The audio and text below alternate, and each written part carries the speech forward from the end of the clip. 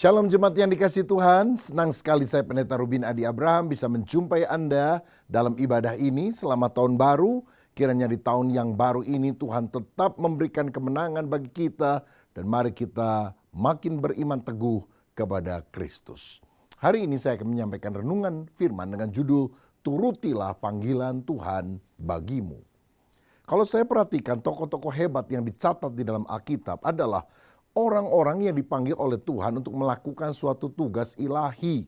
Misalnya Abraham adalah orang yang dipanggil keluar dari Ur Kasdim untuk menuju tanah perjanjian dan kemudian melahirkan satu bangsa yang besar yaitu Israel.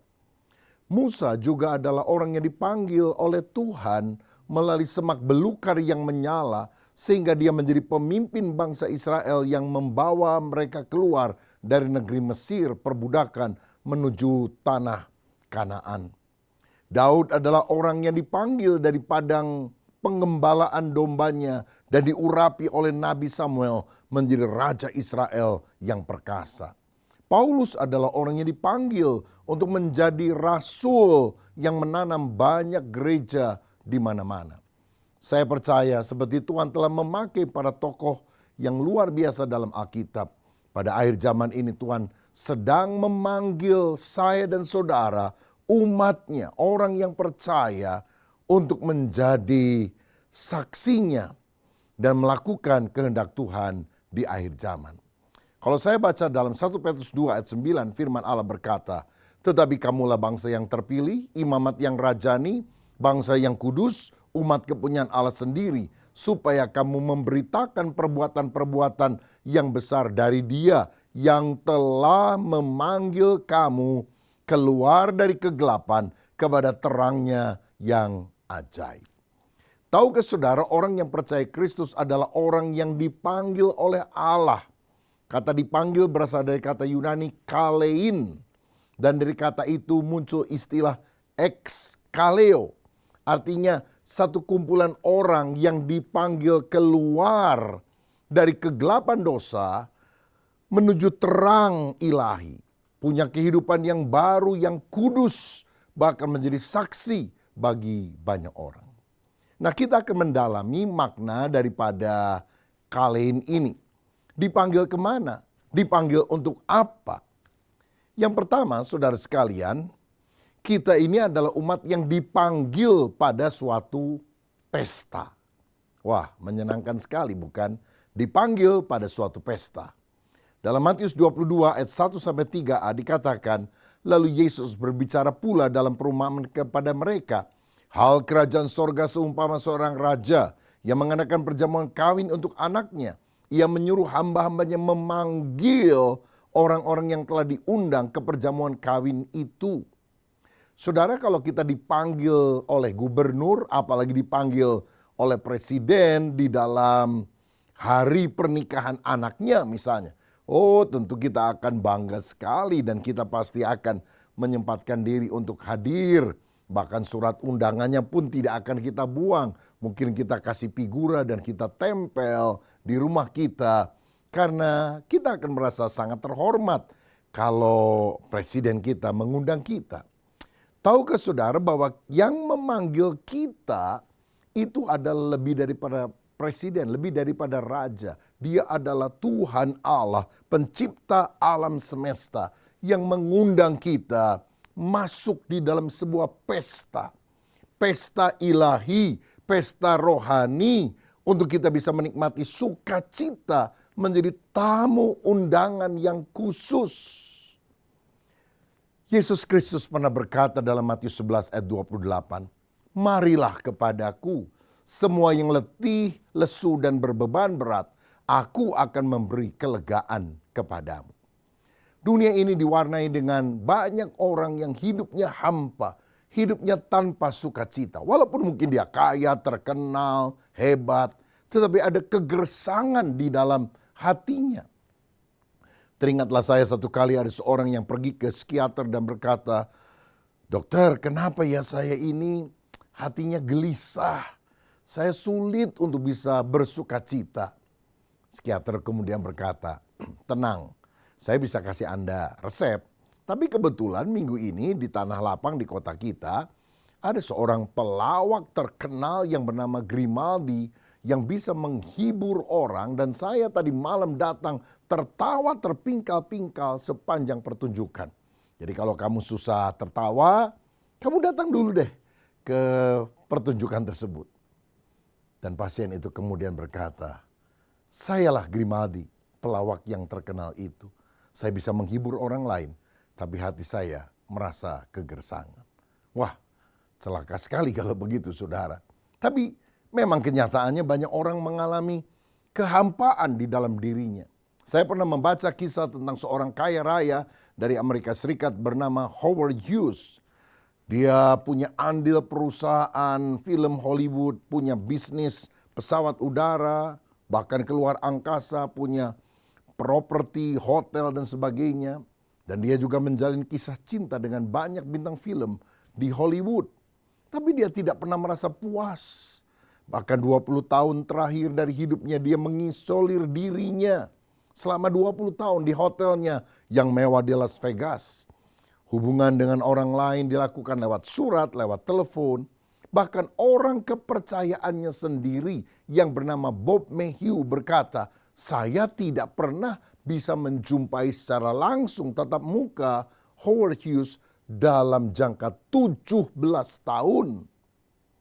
Saudara-saudara, dan ketika dia mati pada tahun 1976 pada usia 70 tahun, dia adalah orang kaya yang tidak bahagia.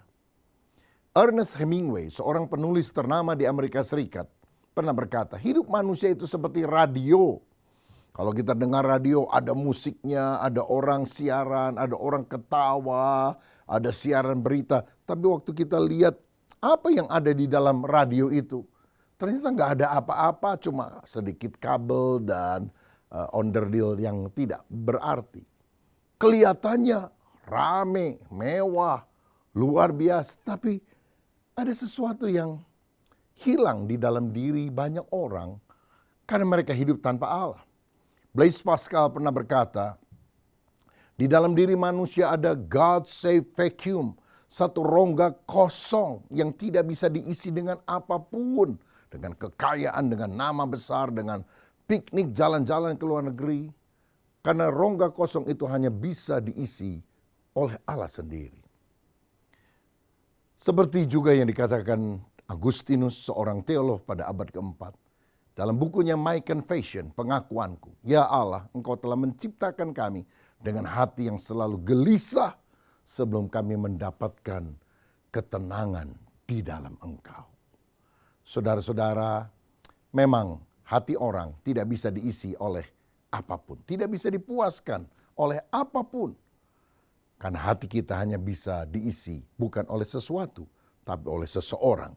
Dan orang itu adalah Yesus, Sang Raja Damai. Marilah kepadaku yang letih, lesu, dan berbeban berat. Aku akan memberikan sentosa, damai sejahtera, sukacita kepadamu. Ingatkah saudara ketika Yesus berjumpa dengan wanita Samaria yang sudah 5 kali menikah dan sekarang dia tinggal bersama dengan suami orang. Yesus bilang, kalau kamu minum air ini, kamu akan haus lagi. Berarti hawa nafsu dunia apapun tidak bisa memuaskan kerinduan hatimu yang terdalam. Tapi kalau engkau minum air hidup, artinya percaya kepada Yesus sebagai Mesias, pribadi yang diutus oleh Allah sebagai juru selamat, sebagai Raja, engkau tidak akan haus lagi sampai selama-lamanya. Saudara-saudara, ketika saya belum menerima Yesus, hati saya kosong, gelisah. Tapi waktu saya menerima Kristus sebagai Tuhan dan Juru Selamat, saya mengalami suasana pesta, sukacita di dalam hati. Seperti ada lagu yang baru, nyanyian baru yang Tuhan berikan. Seperti ada aliran air terjun yang menyegarkan. Karena dosa kita diampuni, kita dibenarkan oleh Allah. Kita dijamin selamat, mati, masuk sorga. Saudara-saudara, karena itu mari kita turuti undangan Tuhan. Supaya kita sungguh-sungguh masuk di dalam pesta rohani. Ada damai sukacita dari Tuhan. Tapi kalau saudara cermati, orang yang pergi ke pesta itu Tidak boleh dengan pakaian compang-camping, dengan pakaian biasa. Matius 22 mencatat ketika ada orang pergi ke pesta, undangan yang ditawarkan oleh raja itu dengan pakaian yang tidak pantas, dia diusir, bahkan dihukum. Berarti kalau kita mau menjadi tamu undangannya Tuhan, kita harus mengenakan pakaian yang pantas. Yesaya 61 ayat 10 menjelaskan. Aku bersukaria di dalam Tuhan, jiwaku bersorak-sorai di dalam Allahku. Sebab ia mengenakan pakaian keselamatan kepadaku. Dan menyelubungi aku dengan jubah kebenaran. Seperti pengantin laki-laki yang mengenakan perhiasan kepala. Dan seperti perempuan yang memakai perhiasannya. Jadi Tuhan mau memberikan, bukan usaha kita, tapi pemberian Tuhan. Pakaian kebenaran, pakaian keselamatan. Dan perhiasan yang berharga di mata Dia. Itulah kehidupan yang dikuduskan, dibenarkan oleh karena darah Tuhan Yesus. Mari kita bertobat dari segala dosa, menerima Kristus sehingga kita mengalami damai dan sukacita. Dan kalau kita percaya kepada Yesus, lalu kita beribadah, kita pergi ke gereja, itu bukan pergi ke tempat perkabungan, duka cita, wajahnya panjang, muram. Tetapi Tuhan memanggil kita pada satu hidup yang penuh pengharapan, penuh dengan berkat, baik berkat di dunia, terlebih berkat di dalam kerajaan sorga. Ini tentu bukan pesta nasi goreng, ayam goreng, tapi pesta rohani. Karena makanan rohani yang disajikan adalah kebenaran firman. Kita jadi suka dengan pembacaan firman, dengan penggalian firman.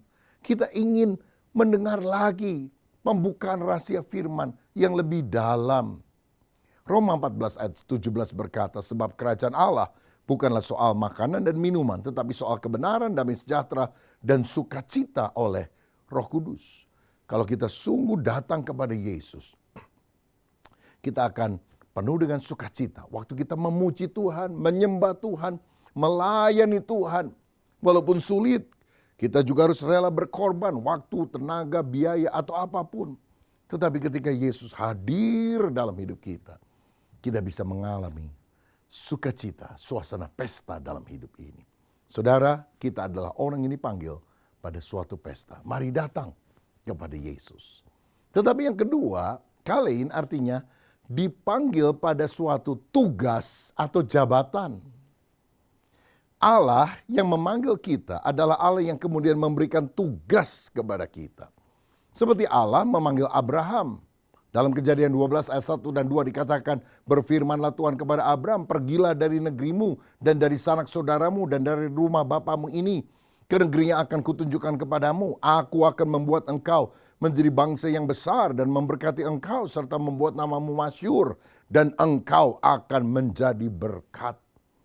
Kita dipanggil untuk diberkati oleh Tuhan, tapi kemudian Tuhan mengutus kita untuk menjadi berkat bagi orang lain. Allah yang memanggil Paulus, membuat dia seorang penganiaya jemaat yang garang diubah menjadi seorang rasul yang ditugaskan untuk melayani dan memberitakan Injil dan menanam jemaat di mana-mana. Kisah Rasul 22 ayat 21 berkata, tetapi kata Tuhan kepadaku, pergilah sebab aku akan mengutus engkau jauh dari sini kepada bangsa-bangsa lain. Dia dipilih untuk melayani bangsa-bangsa, bukan Yahudi. Nah, kita juga harus sadar, karena firman Tuhan dalam 1 Petrus 2 ayat 9 tadi berkata, kamulah bangsa yang terpilih. Kita ini bukan BS, barang sortiran. Kita BP, bangsa pilihan. Tetapi kita nggak boleh bangga, sombong, karena menjadi orang yang terpilih berarti ada tugas, tanggung jawab yang Tuhan berikan kepada kita. Yaitu untuk memberitakan Injil supaya semua orang percaya kepada Yesus. Tuhan mau menjadikan kita kawan sekerjanya. Seperti Agustinus pernah berkata, tanpa Yesus aku tidak bisa melakukan apa-apa. Tapi tanpa aku, Yesus tidak mau melakukan apa-apa. Karena Tuhan mau menjadikan kita rekan kerjanya. Ibu Teresa dari Avila pernah berkata, Yesus tidak punya tangan kecuali tangan kita. Yesus tidak punya kaki kecuali kaki kita. Mari kita menjadi kaki tangan Kristus yang membawa berita Injil kepada dunia yang terhilang ini. Saudara-saudara, saya dulu gak suka melayani Tuhan. Saya hanya memikirkan diri sendiri. Tapi waktu Tuhan menjamah hati saya penuh dengan cinta kepada Tuhan. Saya baca firman setiap hari, saya rajin ibadah. Dan kemudian saya mulai melayani dari sejak masa muda. Melayani anak sekolah minggu, melayani remaja, pemuda, melayani jemaat dewasa. Sampai akhirnya saya menyerahkan diri menjadi seorang hamba Tuhan, belajar di sekolah teologi. Dan sampai sekarang saya dipanggil untuk menjadi seorang pendeta yang memberitakan Injil. Oh, betapa sukacitanya kalau kita dipanggil pada satu tugas mulia, tugas ilahi, menjadi saksi bagi Kristus. Saya mau katakan, memberitakan Injil, memberitakan tentang Yesus, memberitakan kabar baik tentang keselamatan, itu bukan pilihan yang kita bisa bilang, oke, saya mau atau saya tidak mau. Tapi itu satu tugas yang wajib kita lakukan. Itu adalah amanat agung dari Yesus sebelum dia naik ke sorga. Matius 28 ayat 19 berkata, pergilah, jadikanlah semua bangsa muridku. Itu adalah perintah. Perintah artinya kalau kita taat, kita diberkati. Kalau kita tidak taat, kita akan dihukum oleh Tuhan. Saudara, kita diperintahkan untuk memberitahukan bahwa semua jiwa terhilang dan membutuhkan keselamatan di dalam Yesus. Sebab di bawah kolong langit ini tidak ada nama lain yang olehnya manusia bisa diselamatkan kecuali di dalam nama Tuhan Yesus Kristus. Maukah kita memberitakan Injil tentang Yesus? Saya ingat satu kali ada seorang yang dari Jakarta pergi ke Singapura, lalu sampai di airport dia mau ke hotel, dia naik taksi. Di taksi ngajak ngobrol supirnya. Lalu dia mau menginjili supirnya dan dia bilang, siapkan diri kamu karena Tuhan Yesus akan segera datang. Tapi supir itu rupanya gak pernah dengar nama Yesus, gak kenal Yesus itu siapa. Dan dia jawab apa? Kasih tahu ya teman kamu orang Indonesia itu, jangan pergi ke Singapura. Di Singapura sekarang susah cari kerjaan, udah kerjanya di Indonesia saja. Loh, dikasih tahu Yesus segera datang, dipikirnya cari kerjaan, saudara-saudara. Ada banyak orang yang tidak mau menerima Yesus sebagai juru selamat. Bukan karena menolak Yesus, tapi mereka belum tahu tentang siapa Yesus. Ada seorang hamba Tuhan, pelayanan masuk ke pedalaman Afrika. Dan di pedalaman Afrika dia masuk bukan hanya di kota besar sampai ke desa, saudara. Dan satu kali di mobil dia rasa kehausan, dia bilang sama temennya, itu ada warung, kita beli Coca-Cola dulu yuk, katanya. Atau beli minuman. Ini dari Amerika, ini penginjil. Dan begitu dia turun, dia tanya, ada Coca-Cola? Dia bilang, oh ada. Dia kagum juga, di desa itu ada orang jualan Coca-Cola yang berasal dari Amerika. Lalu dia mau menginjili dia. Saya mau tanya, apakah kamu pernah mendengar nama Yesus? Orang itu bingung dan dia bilang, oh, apakah itu nama jenis minuman lain seperti Coca-Cola yang juga dijual di Amerika Serikat? Loh, nama Yesus dianggap seperti soft drink, saudara-saudara. Nah, jadi saya mau katakan ada banyak orang yang bukan menolak Yesus, tapi belum pernah mendengar nama Yesus. Ayo cerita, bersaksi tentang dia, keluargamu, teman-temanmu. Sebab banyak orang ketika mendengar tentang Yesus, mujizatnya, kasihnya, pengampunannya, mereka akan berkata, kalau Yesus sebagus ini, sebaik ini, saya tidak punya keberatan untuk menerima dia sebagai juru selamat. Oh, mereka membutuhkan kabar itu. Saudara, Tuhan tidak rela orang-orang masuk neraka karena dia menyediakan sorga bagi kita yang percaya. Saya ingat ada sebuah gereja di Chili, di Amerika Selatan, yang mengajarkan supaya jemaatnya memberitakan Injil. Ajak ngobrol teman-temanmu. Lalu kalau mereka punya pergumulan, tawarkan doa.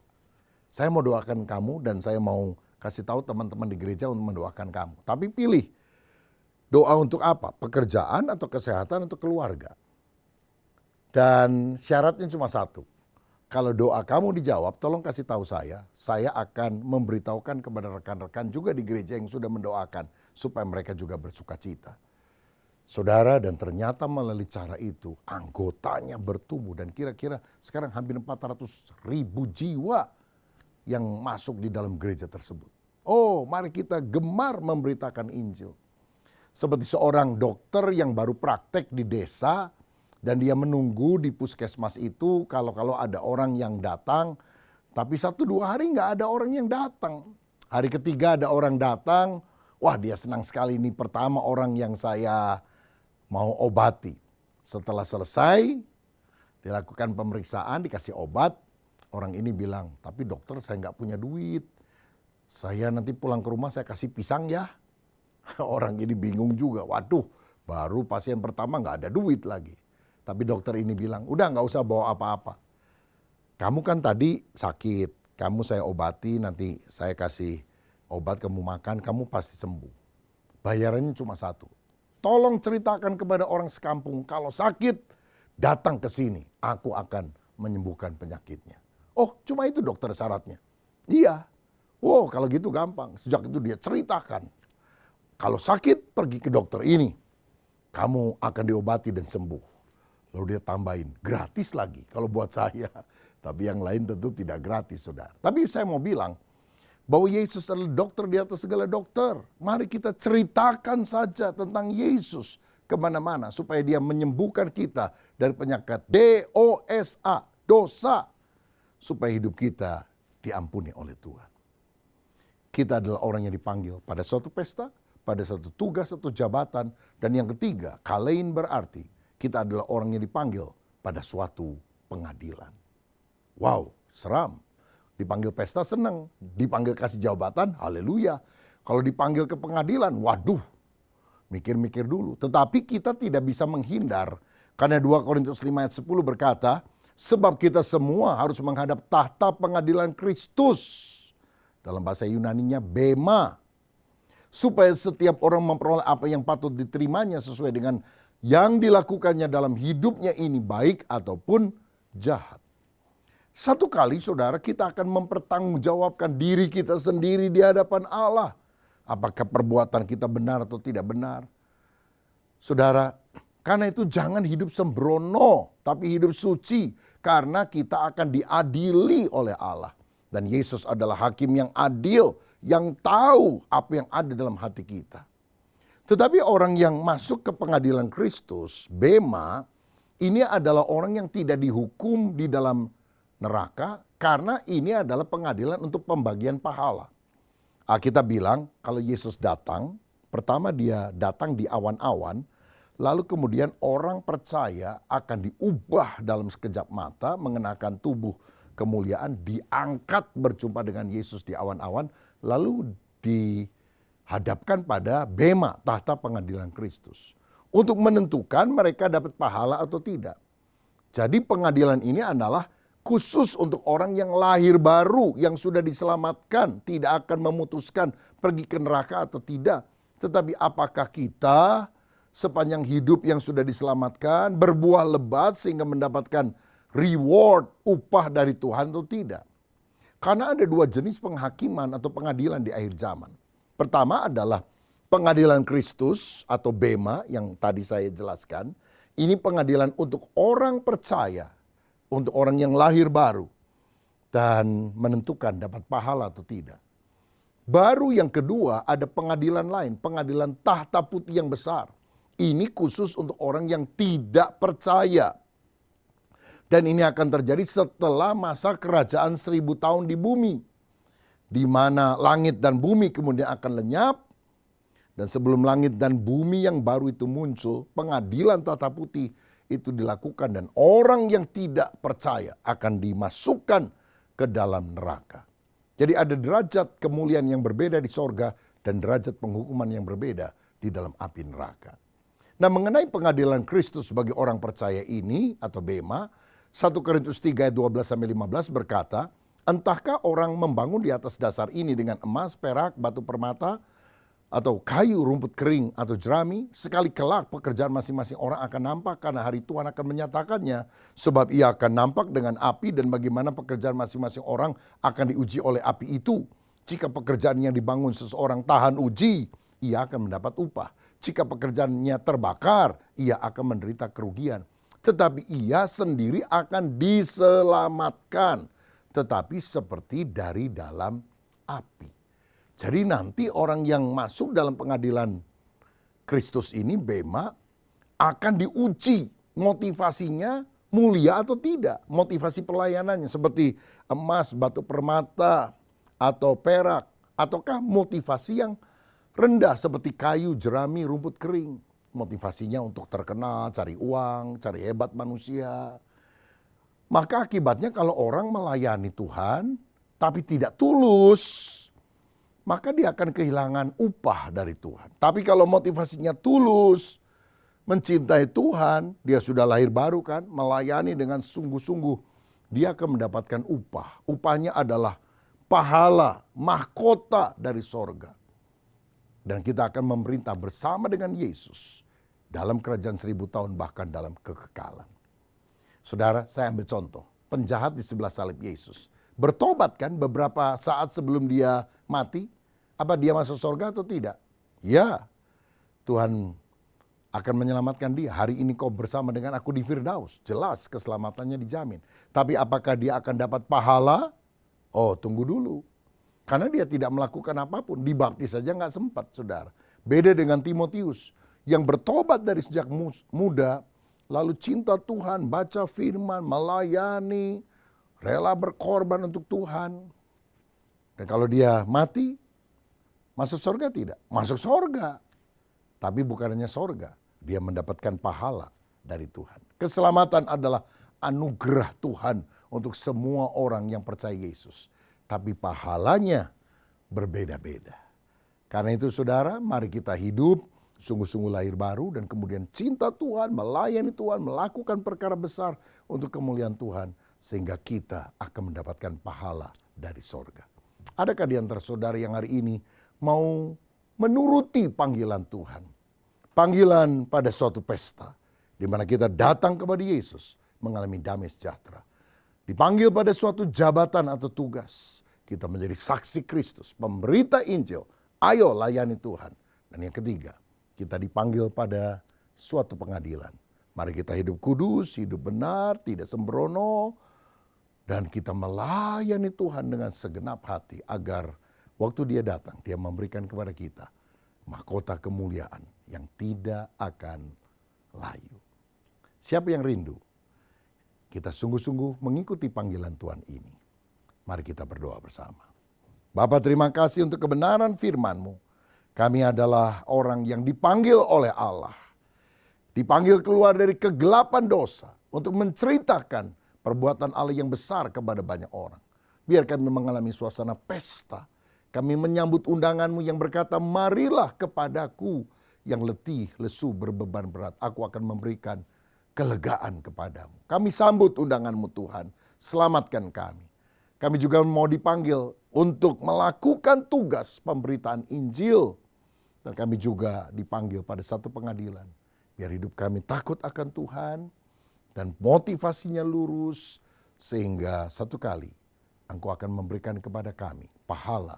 Yaitu mahkota abadi bagi orang yang percaya kepadamu. Jamah setiap anak-anak-Mu yang mengikuti ibadah online ini dimanapun kami ada.